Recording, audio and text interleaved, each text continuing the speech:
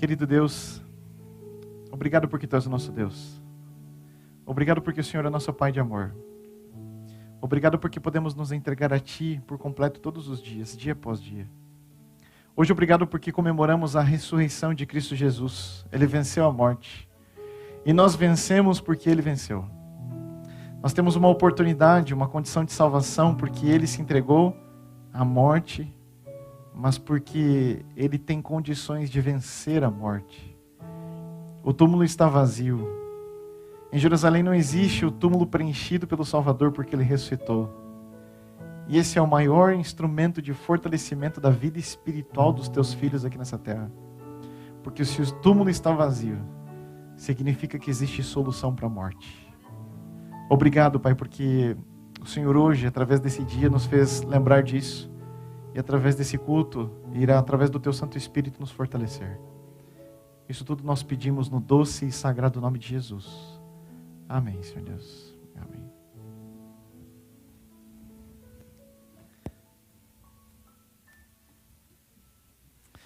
Obrigado, Bruno. Obrigado, pessoal do louvor. Gostei muito da interação, viu? Foi muito gostoso ver o pessoal cantando. E hoje eu senti que vocês cantaram mais. E isso me deixa muito feliz, sabia? Vocês sabiam que quem trabalha com música na internet hoje está dizendo que quanto mais a gente profissionaliza quem vem aqui à frente, menos as pessoas cantam? Isso tem me chamado muita atenção. E a gente tem percebido que a igreja tem cantado cada vez menos, não digo aqui, em todos os lugares menos. E eu fico feliz porque o nosso grupo aqui tem incentivado a nossa igreja a cantar e eu tenho sentido muita diferença em vocês. Então, cantem com alegria sempre. Deus está sendo louvado através disso. Vocês passaram bem o domingo? Eu imagino que vocês são o grupo que não descansaram hoje. Que Deus, vocês falaram assim, o pastor falou que ia orar por mim, acho que ele orou, não consegui descansar o dia inteiro. Pelo menos agora eu vou lá ver se tem alguma coisa então importante para mim. E eu preciso te dizer que Deus realmente tem algo importante para te dizer hoje, tá bom? Colossenses, no capítulo 1, os versículos 15 e 16. E se você veio sexta, se você veio ontem, se você veio hoje, você quase decorou o texto já. Colossenses, capítulo 1, os versículos 15 e 16. Bom ver vocês aqui nesse domingo, gente. Hoje, aliás, eu não vou contar para vocês, mas hoje eu vivi algo muito especial aqui em volta da igreja, que já já vocês vão ver junto comigo, tá? Mas foi muito gostoso. Mas eu quero que vocês orem. Tem alguém que sabe algum nome do vizinho da igreja aqui? De algum vizinho da igreja? Ah, tá. Agora sabemos. Eu não vou embora daqui enquanto não souber o nome de todos os vizinhos da igreja. Então, ou vocês falam assim, pastor, então vai conhecer de uma vez. Ou vocês vão junto comigo para a gente poder realmente aprender os nomes dos nossos vizinhos. Um amigo meu disse uma frase, ele sempre diz uma frase, que mais importante do que o nome da igreja ser conhecida, é a igreja conhecer o nome dos vizinhos da comunidade. Isso me marcou muito. Mais importante do que a igreja ser conhecida é nós conhecermos os vizinhos. A gente às vezes espera, né? A gente precisa até eles. Vizinhos muito queridos. Colossenses capítulo 1, versículos 15 e 16, o texto diz assim: Ele é a imagem do Deus invisível. Se você tinha dúvida de que era Jesus, ele diz, o primogênito de toda a criação. Nós já vimos que ele também estava na criação, pelo menos demos uma pincelada hoje e falamos muito em um outro momento. Pois nele foram criadas todas as coisas, no céu e sobre a terra, as visíveis e as invisíveis, as que você não consegue enxergar. Sejam tronos, sejam soberanias, quer principados, quer potestades. Tudo foi criado por meio dele e para ele. Uau! Esse é Jesus. Nós temos tocado na tecla de que ele é um Deus, ele é Deus com o rosto. Não falamos isso várias vezes? Ele é Deus com o rosto. Por que você veio hoje a essa igreja? Preciso que você responda mesmo. Por que você veio a essa igreja hoje? Muito bom. Aquele que diz que vem à igreja só ouvir a palavra de Deus, ele já vai deixar de vir aqui. Tá bom? Você precisa vir aqui pelas amizades também. Não deve ser o único motivo, mas também é um bom motivo. Esse é o congregar, gente. Não faz sentido ser igreja sem congregar. É por causa das pessoas. Muito bom. Você tinha falado uma coisa, Denise? Porque deseja salvação, almeja a salvação. Ok. Como? Testemunhar, nós estamos aqui porque nós estamos testemunhando. Muito bom. Vocês estão sentindo um zumbidinho ou é só eu? Porque eu posso trocar o microfone. O que mais, gente? Celebrar. O que mais?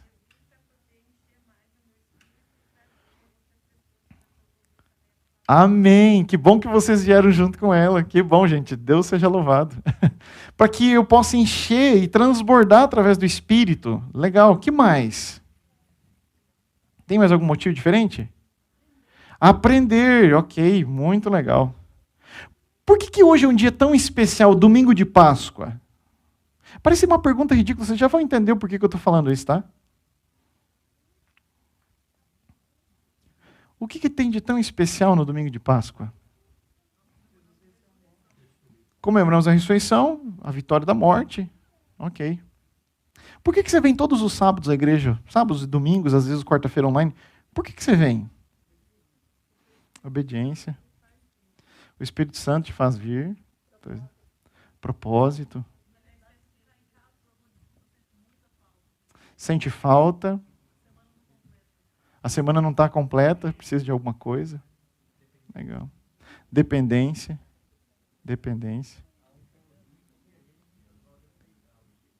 Existe um convite e a gente aceita o convite. Legal. Obediência. Vocês já viram Deus? Alguma vez que vocês vieram aqui na igreja, vocês viram Deus? A face de Deus? Tá. Ontem nós falamos que a gente não viu a face de Deus, mas nós vemos as ações de Cristo. Não foi isso? Porque Cristo é conhecido através do que Ele faz. E nós dissemos ontem que o que mais Cristo fez foi curar. Vocês estão vendo as pessoas sendo curadas fisicamente quando vocês vêm aqui à igreja? Algum cego voltou a enxergar? Algum paralítico voltou a caminhar? E se tudo o que a gente acredita for mentira?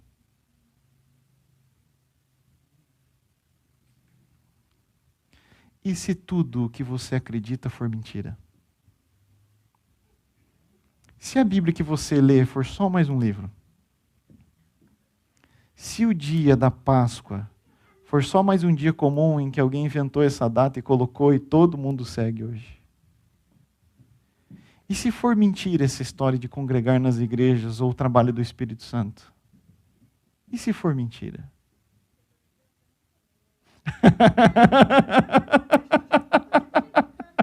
É uma boa resposta. Se for mentira, eu não quero nem saber. Não me contem. Você já se questionou isso alguma vez? Eu já me fiz esse questionamento. E eu escolhi o tema do sermão de hoje por isso e começar com esse questionamento. Porque acho que na semana passada foi o questionamento que a Paula fez para mim quando nós estávamos no carro. E se tudo que a gente faz for mentira? Ah, agora eles ficaram preocupados. A esposa do pastor pensar isso, né? Então, tá bom. Vamos para as respostas. Lucas, no capítulo 7.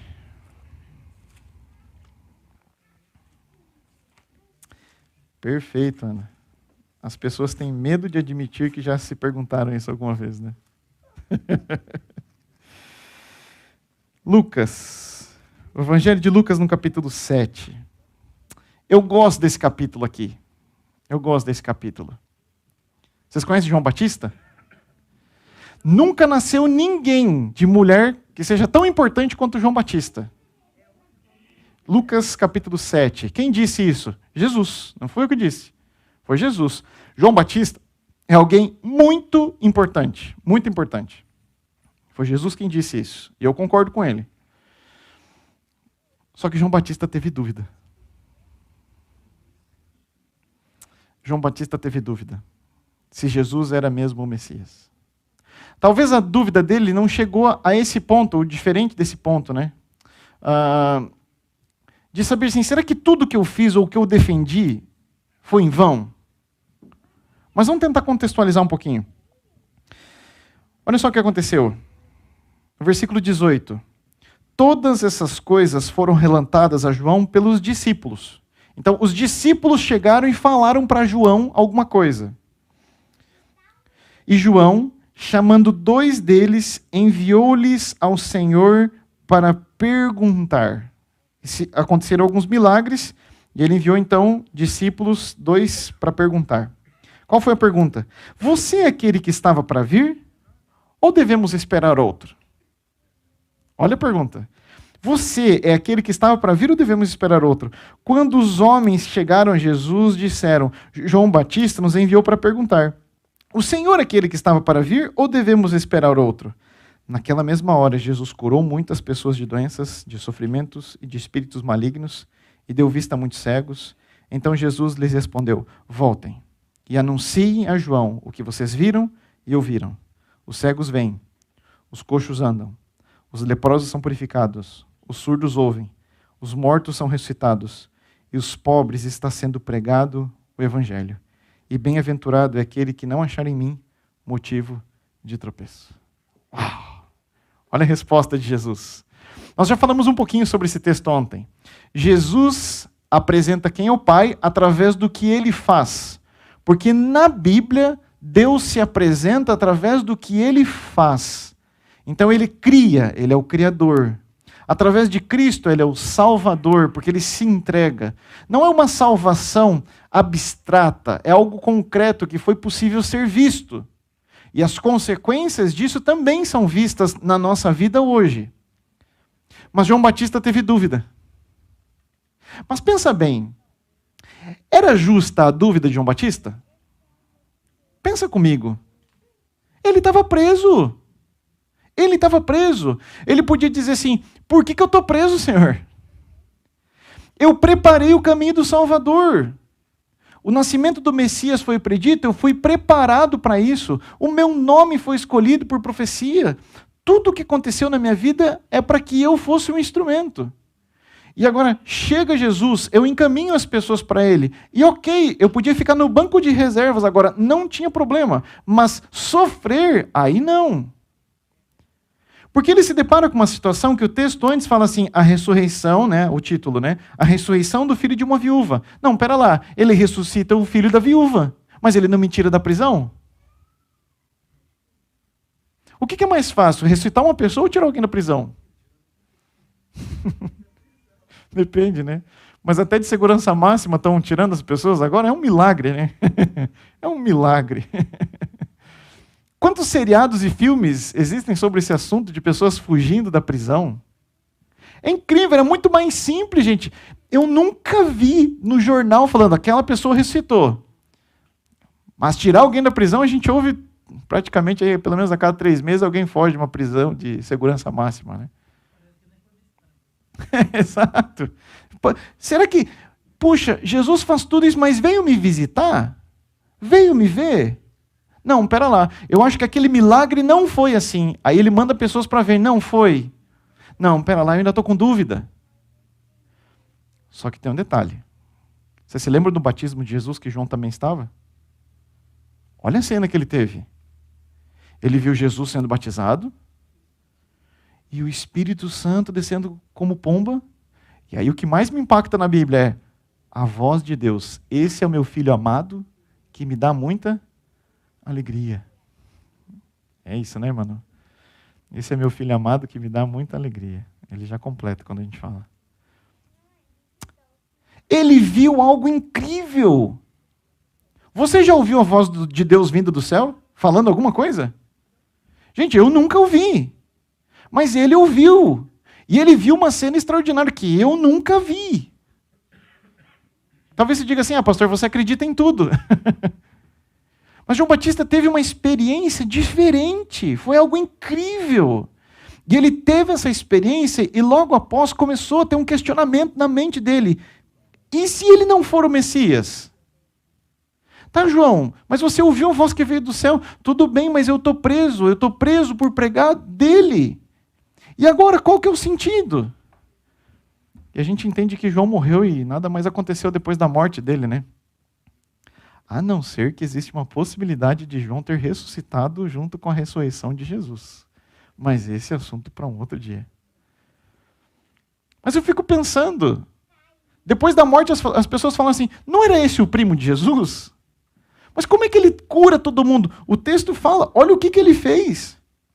Voltem e anunciem em João o que vocês viram e ouviram. Os cegos vêm, os coxos andam, os leprosos são purificados, os surdos ouvem, os mortos são ressuscitados. E aos pobres está sendo pregado o evangelho. Acho que nesse momento, se eu fosse João Batista, eu falaria assim, eu mandei 2 para dizer assim, você esqueceu de mim? Onde é que eu estou nessa história? Mas no final das contas, aqueles 2 voltaram tão empolgados com o que aconteceu, que eles tiveram que reconhecer que aquele verdadeiramente era o Messias. Jesus não estava preocupado com a libertação de João Batista aqui. Porque ainda que João Batista tivesse sido libertado e não tivesse morrido decapitado, João Batista nesse mundo não estaria vivo até hoje. E se a possibilidade de João ter realmente ressuscitado com os que ressuscitaram com Jesus, estar hoje no céu? Mas o fato é que naquele momento, um servo de Deus, um grande profeta, teve dúvida.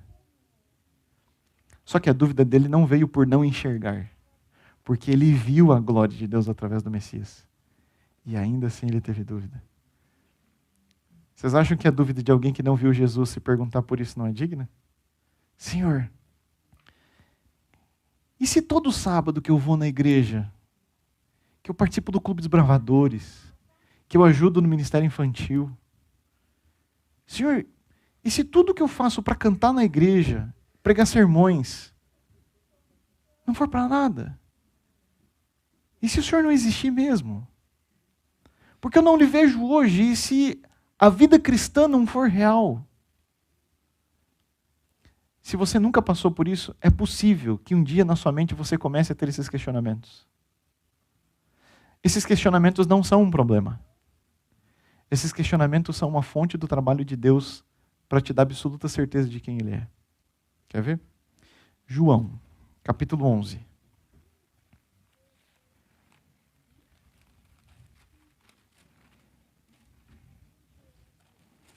O Evangelho de João, no capítulo 11. A morte de Lázaro.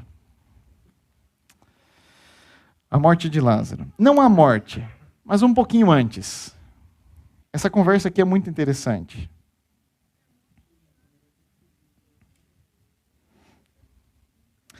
João, no capítulo 11, relata o momento em que Lázaro estava morto, volta à vida. Mas olha que interessante. Versículo 5 diz assim, ora, Jesus amava Marta, a irmã dela e também a Lázaro. Quando soube que Lázaro estava doente, ainda demorou 2 dias no lugar onde estava. Depois disse a seus discípulos, vamos outra vez para a Judeia. Os discípulos disseram, mestre, ainda há pouco os judeus queriam apedrejá-lo e o Senhor volta para lá? Jesus respondeu, não é verdade que o dia tem 12 horas? Se alguém andar de dia, não tropeça, porque vê a luz deste mundo. Mas se andar de noite, tropeça, porque nele não há luz. Tendo dito isso, acrescentou, nosso amigo Lázaro adormeceu, mas vou para despertá-lo. Então os discípulos disseram, Senhor, se dorme, será salvo. Estará salvo. Versículo 13, Jesus falava da morte de Lázaro, mas eles pensavam que estivesse falando a respeito do repouso do sono. Então Jesus disse claramente, Lázaro morreu. Essa é a história. Agora o versículo 16. Então Tomé, chamado Dídimo, disse aos outros discípulos, vamos também nós para morrer com o Mestre. Tomé é tido na Bíblia como o apóstolo que duvidava. Mas para mim, essa não é uma frase de alguém que duvida de Deus. Vocês concordam comigo? Porque todo mundo está dizendo assim, ó, ressuscitou, não, ele está morto, não morreu. Não, mas ele morreu ou ele está dormindo? Jesus falou assim, morreu mesmo. Senhor, o pessoal de lá estava querendo apedrejá-lo. E agora o Senhor volta para lá? Não tem como. E os discípulos então questionam Jesus, para que voltar e sofrer? Tomé não questiona. Sabe o que Tomé diz? Vamos lá. E se for para morrer? Vamos morrer. Não tem problema, partiu morrer. Hashtag partiu morrer. Estava tudo certo para ele. Para mim, essa não é uma pessoa que duvida de quem é Jesus. Talvez Tomé não tenha vivido todas as experiências, mas Tomé era intenso o suficiente para dizer assim, opa, eu entendo que esse aqui é o Messias, e eu vou me doar por completo. Para mim, ele não é alguém que duvida.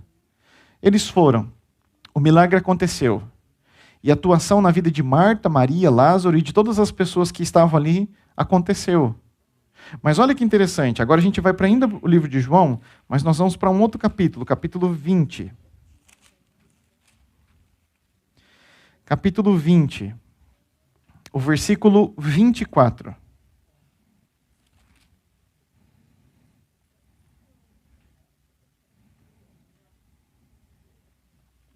Jesus ressuscitou. E agora ele começa a aparecer para uma porção de gente. E no versículo 19, nós não vamos ler, mas ele apareceu para os discípulos. Mas não apareceu para quem? Tomé. Tomé não viu. Tomé não viu. Agora vamos tentar entender no capítulo 20, versículo 24. Tomé, um dos 12, chamado Dídimo, de novo, declara quem ele é, não estava com eles quando Jesus veio. Versículo 25. Então os outros discípulos disseram, vimos o Senhor. Mas ele respondeu, se eu não vir o sinal dos pregos nas mãos dele, ali não puser o dedo e não puser a minha mão ao lado dele, de modo nenhum acreditarei. É por causa desse texto que a gente diz que ele era o apóstolo da dúvida. Mas espera lá, se ele estava disposto a morrer pelo mestre, vocês acham que ele não acreditaria nessa história? É que o texto pode ter duas interpretações. A primeira, não acreditei.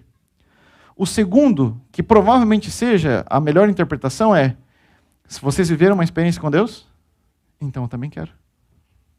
Por que vocês podem viver uma experiência com Ele e eu não? Eu também quero. E eu acredito fortemente nessa interpretação, porque depois de uma semana Jesus aparece assim: Tomé, pode encostar aqui. Pode pegar, Tomé. Se na semana passada você queria viver essa experiência, pronto, eu te dei a experiência, agora você pode encostar. Toca no Senhor. Tomé era alguém de muita fé, ele queria viver uma experiência pessoal com Deus. Viver uma experiência pessoal de relacionamento íntimo com Jesus. E ele teve no ministério de Jesus. Mas agora, todo mundo diz que o mestre ressuscitou e ele foi o único que não viu. Senhor, por favor, comigo também. Olha o versículo 28, capítulo 20, o versículo 28.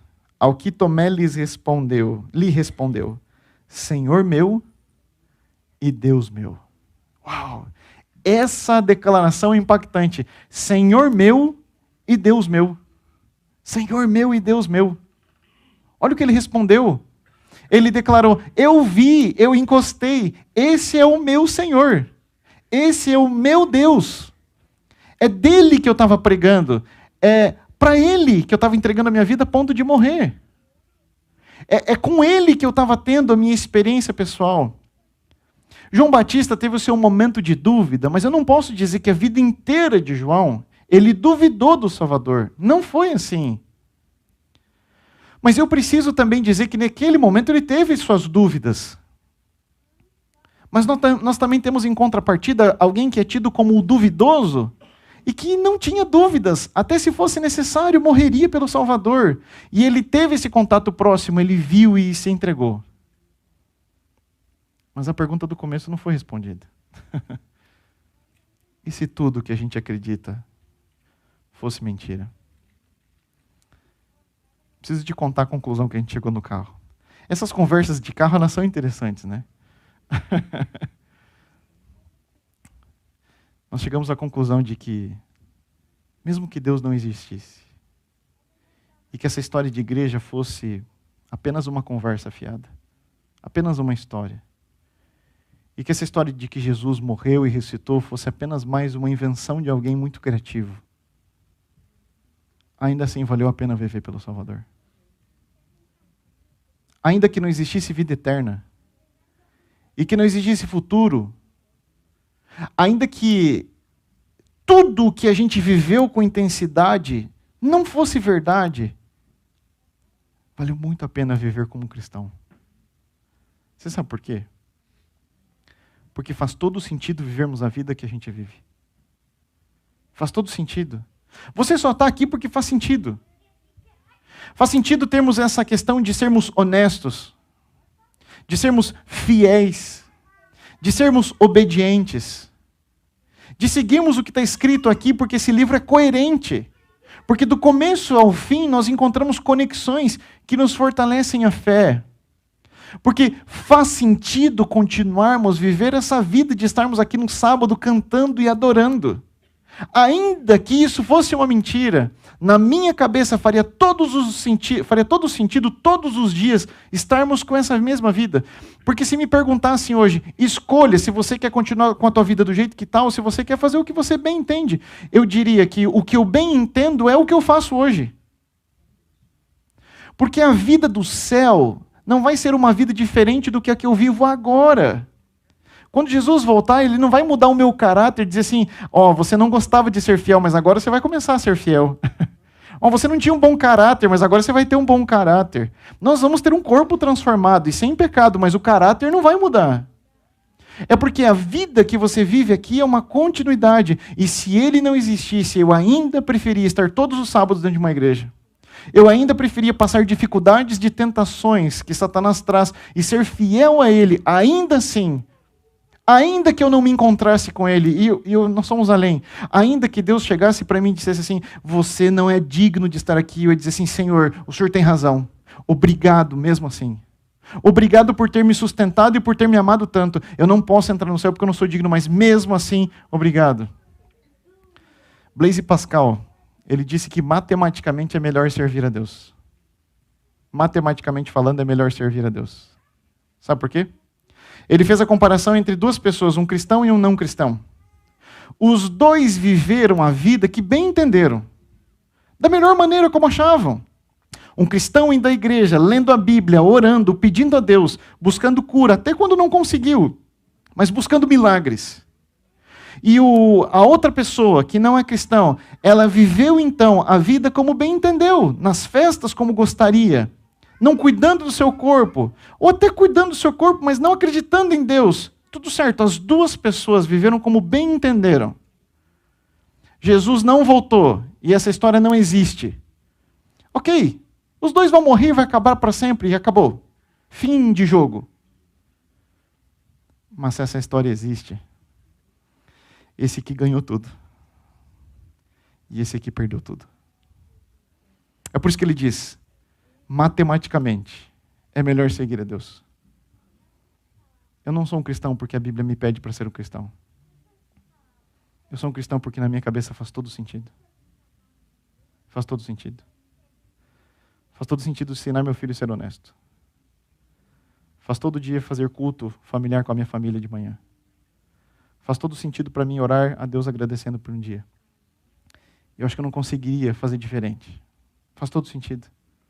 Sabe, a pergunta do carro não foi por dúvida. Não foi por descrença. Não foi. Foi simplesmente porque a gente gosta da vida que tem e que leva, mesmo sendo difícil. Mas e se não fosse?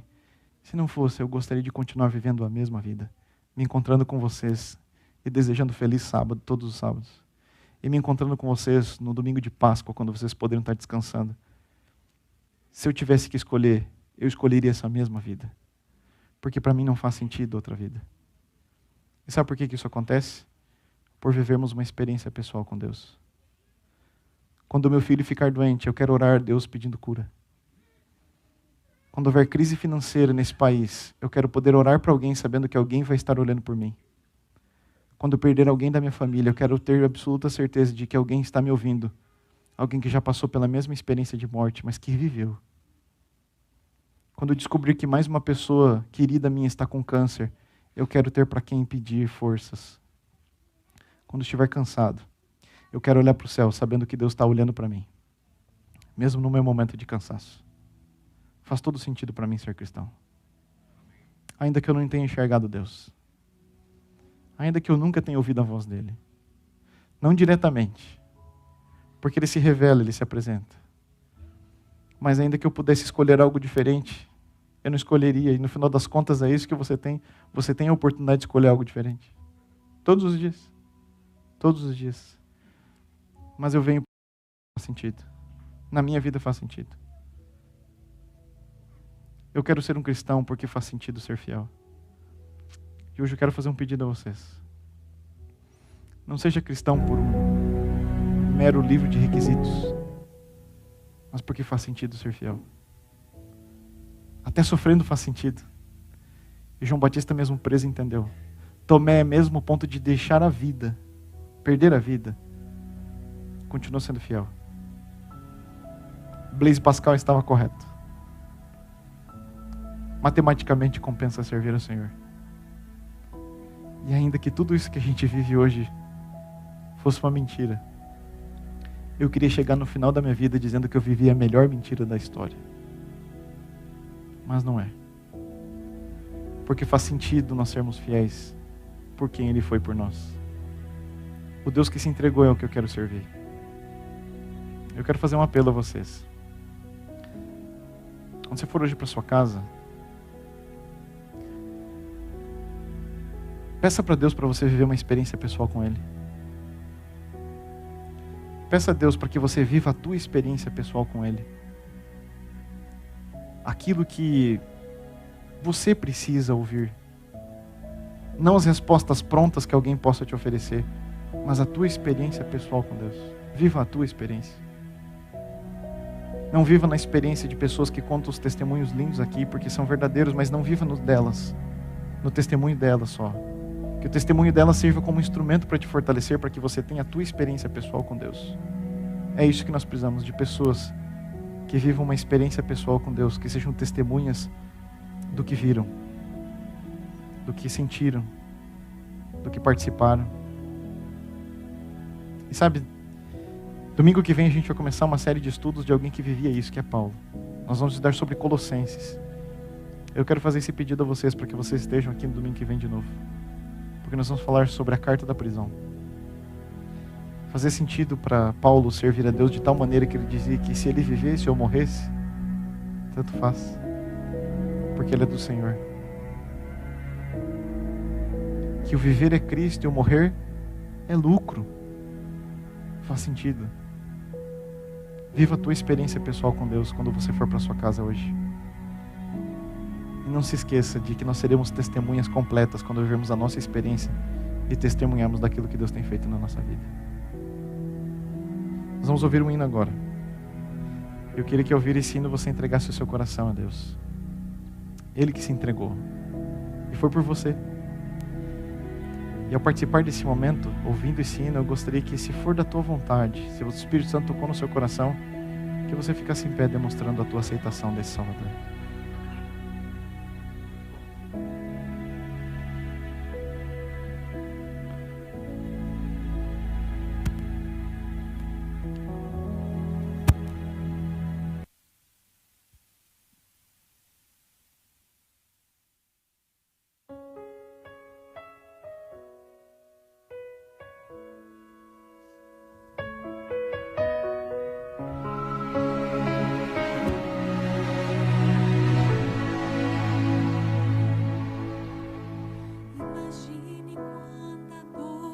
Jesus passou. Imagine o seu rosto e seu olhar. Veja os cravos em suas mãos e em seus pés. Açoitado ele foi, rejeitado ele foi.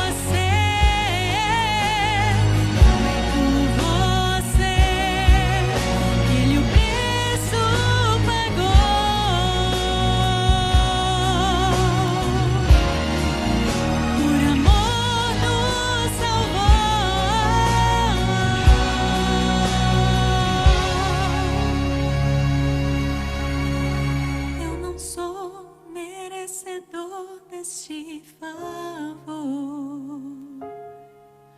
Mesmo assim, Jesus me aceita com amor.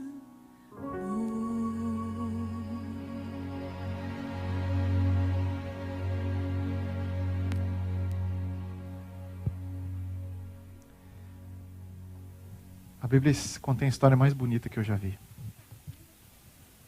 A história mais bonita que eu já vi. Que não existe séries ou filmes que possam retratar.